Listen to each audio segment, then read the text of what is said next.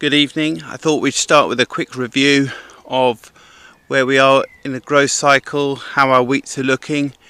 We're at T2 stage, so our flag leaf is about to emerge.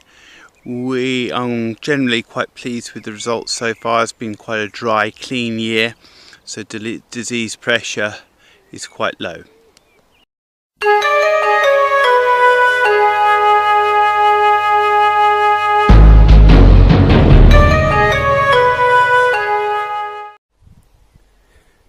So this is probably my most forward crop.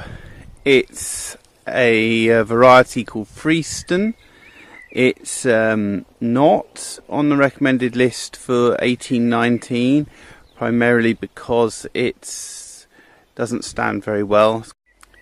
The reason for growing it is it's got a good rating for late drilling, and not in this field, but as part of the block on the other side of that tree has got quite a bad blackgrass problem, and we wanted to delay drilling.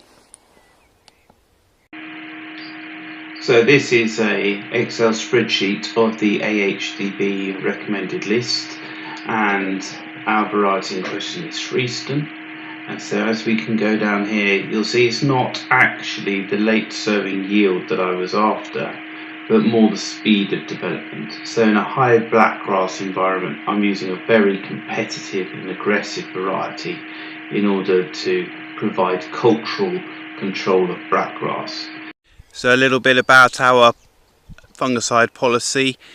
We actively pick wheats with high resistance ratings and then try and cut back on our fungicides to make full use of these higher ratings. You can see it's the second highest rating for Septoria triticide resistance. However, its Achilles heel is its resistance to lodging, and it's noticeable even that with a large PGR program it's still 6. That's a real concern, and undoubtedly why it was dropped in the recommended list for harvest 1920. You can see it's the second highest.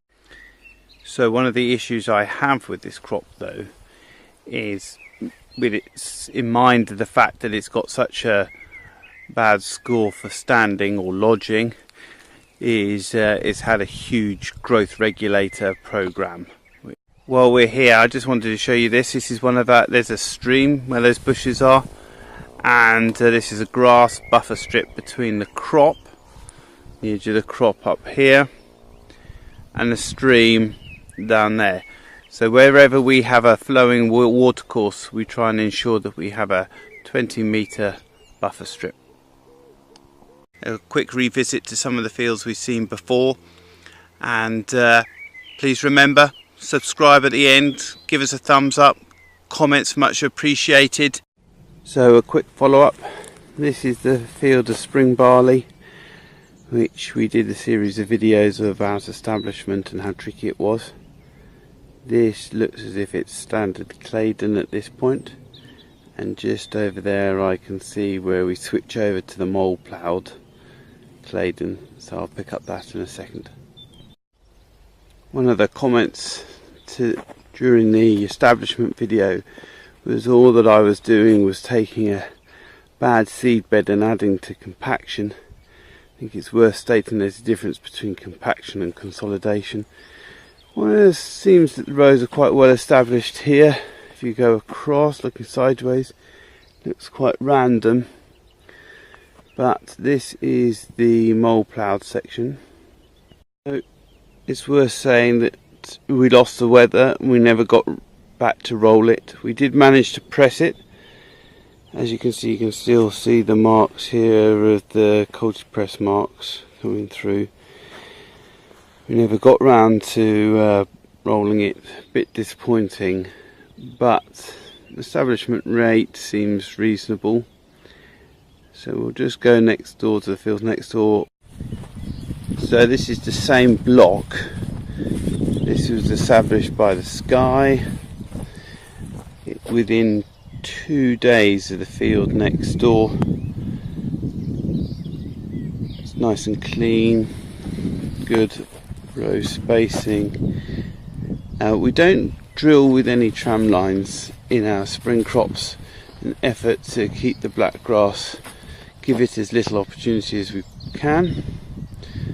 So even though we're on a RTK tram line here, but not much sign. So overall very pleased. Just one quick comment, it looks as if this might be just a little bit shorter than next door.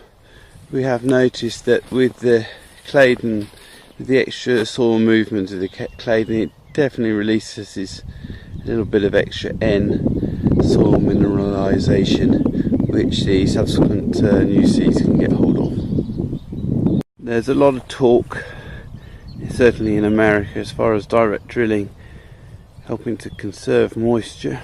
That's why they use it in Australia as well, South America.